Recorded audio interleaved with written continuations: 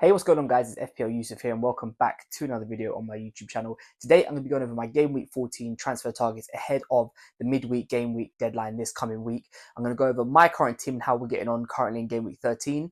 I'm going to go over the transfer targets, which I'm going to have to make now after we heard some very bad injury news for my team and a whole lot more. So, without further ado, let's get into the video.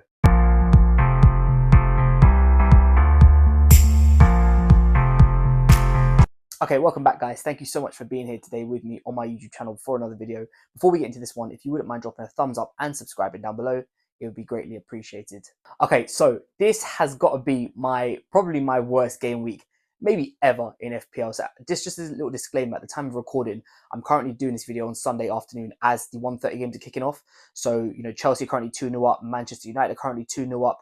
So this video is taking place a lot earlier than what I would usually record a transfer target. I would kind of wait for the game week to be done, but because obviously game week 14 is a midweek deadline, which is starting on Tuesday, I need to record the video now. So when you see my team, it's not fully finished, but to be honest with you, I don't think it's really going to make much of a difference anyway. But let's just jump straight into how we're getting on currently in game week 13. Yeah, as you can see from this team here, we're currently 19 points from 10 players, which, to be honest with you, I'm sitting here shaking my head because it's just been horrible. We are left with one hope and one saviour, and that is the man I took a minus to bring in this week, which is Mo Salah with the captaincy armband. Other than that, everybody else has been terrible. I had no Arsenal attackers for their big 5-2 win over West Ham over the weekend. Currently, I chose Isak over Nicholas Jackson. He went down injured in the first, I think it was the first 22 minutes, I think he went off for Newcastle. Now, we're hoping at the time of recording, I saw Eddie Howe's press conference when he come out. He doesn't think it's too bad, but because it's Eddie Howe, I just don't know what to believe of him. But we're going to get on to what we're going to do with Isak in the next section. Obviously, we found out before the deadline the news about Konate is going to be out for about 5 to 6 weeks. So just a little spoiler alert, I have transferred him out already. Again, just another wasted transfer last week. Brought him in for Southampton, didn't keep the clean sheet, has now gone and got himself injured for a couple of weeks, which means he probably won't be back until after the new year. So yeah, this game week has not gone well at all. We've had one return from Anthony Gordon, which was an assist of an own goal. So I'm hoping that Mo Salah can just somehow pick up a double-digit haul and just save my game week, because from where we're going right now, it's not looking that great. But what I'm going to do now is I'm going to jump into my transfer targets. Like I said, I've already confirmed one, which I'm going to share with you guys, but also a potential of another minus for this coming game week as well. Okay, so like I said in the previous section, I have already confirmed one transfer, and that is Konate leaving my side. So like I said, I'm currently recording this on Sunday afternoon, and it was predicted that Ibrahim Konate was going to drop Saturday evening due to obviously him being out for about 5 to 6 weeks, which means we probably won't see him until January. So I did go early on the transfer.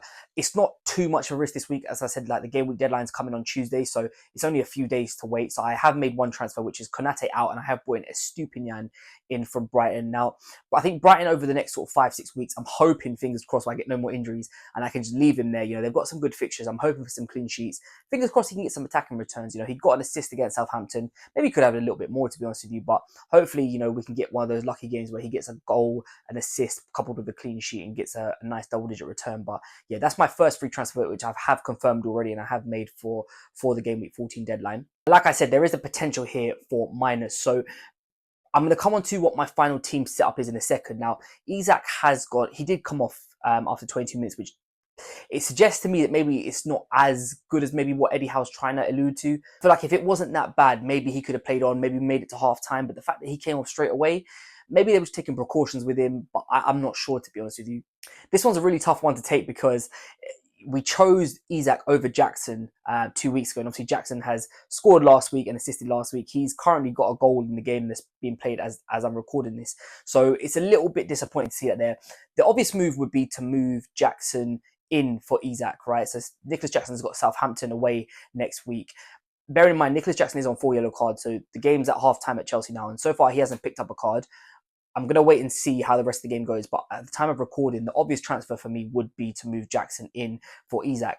Now, that would be for a -4. That would be my third minus in a row, like 3 game weeks in a row that I've taken a minus. I don't really want to do it, if I'm being honest with you, because I'm not happy with my defence either. Mazraoui's got Arsenal next week, which I don't mind benching him for, but if I bench him, that means that Pau Torres is going to have to play, and I am so over this Aston Villa defence. They've kept one clean sheet all season. No offence to any Villa fans out there, but I am never ever going to be owning an Aston Villa defender again for this season. I'm so done with it. So really what I wanted to do was use my transfer to get rid of Pau Torres. But then obviously Konate got injured, so I had to replace him. Now I'm looking at taking a possible -4. I don't really want to take a -8, but I'm really not happy with the defense that I've got going on. So the first -4 is obviously looking to possibly move Isak out for Nicholas Jackson. There is a possibility that I do just bench Isak and just give myself another game week to see how he is. Newcastle have got Liverpool at home, so it means I would have to play Anthony Gordon, which I'll come on to in the next section about how my team's set up. But it is a possibility that I just bench Isak for another week and just wait and see. The other minus that I was talking about just there is Pau Torres. I just want him out of my team. I know Aston Villa have got Southampton coming up. To be honest with you, with the way they're defending, I just have no hope in their defence keeping a clean sheet, regardless of who they're playing against. It does seem a little bit silly to take a minus, to remove someone who is going to play, because right now I've got players in my team who aren't going to play. Michael Keane's not playing for Everton. Isak could be out injured, so it might just be a little bit of an overreaction on my behalf. But I do definitely want him gone. But I don't know if this is the right week to do it because I have other fires to put out. But yeah, I'm going to jump into and show you guys now what my current team is looking like for next week or for the Tuesday deadline. And yeah, we'll just show you kind of what the starting 11 that I'm looking to do, maybe with a potential transfers to come as well. Okay, so as you can see, this is my current team. It's a 3-5-2.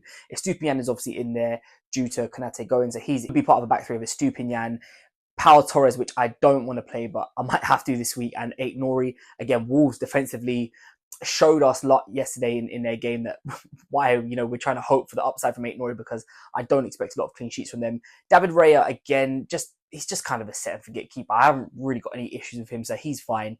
The midfield 5 across, now this is what I don't really like. And Burmo, in an ideal world, I would probably want to get rid of him by now. However, it does seem to be, though, that the fact when Brentford play against a better quality, and I'm doing that with air quotes because Aston Villa haven't shown that, they do tend to play a 5-3-2, which means Burmo plays more centrally. So maybe this is the sort of game that could bring the best out of him.